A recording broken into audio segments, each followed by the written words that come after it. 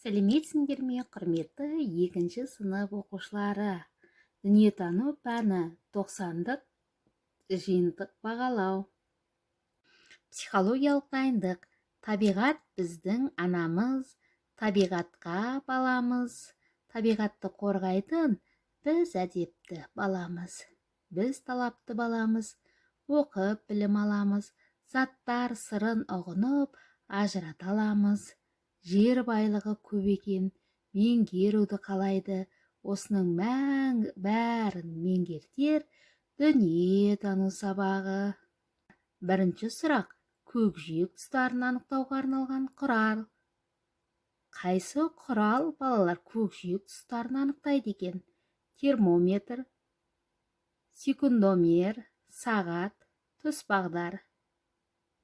Дұрыс айтасыңдар балалар. Тұсбағдар, яғни дұрыс жауабы Д екенне. Суретке мұқият қара, сұрақтарға жауап жаз. Мектептің батыс жағында қандай нысандар бар? Жаз. Мектептің шығыс жағында қандай нысандар бар? Жаз. Ал кәнекей, жаза қояйық балалар. Жазып болсақ, оқи қояйық. Бірінші: дәмхана, емхана. Екіншісі: сауда орталығы, цирк бар екен. Жарайсыңдар.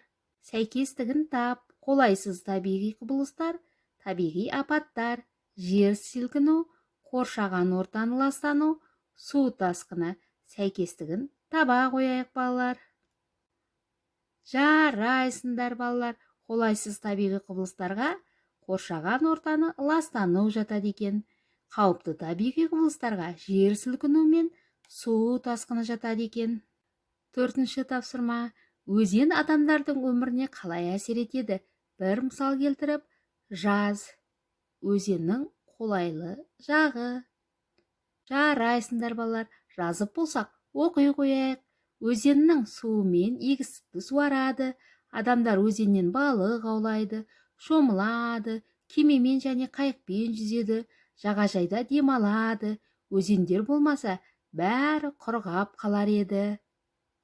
Бесінші тапсырма: суретте қандай туристік аймақ бейнеленген? Атауын жаз. Кәне жаза қояйық балалар. Жарайсыңдар балалар. Бурабай көлі, Бурабай шипажайы бейнеленген екен. Бұл қай жерде балалар? Дұрыс айтасыңдар, Көкшетау қаласында.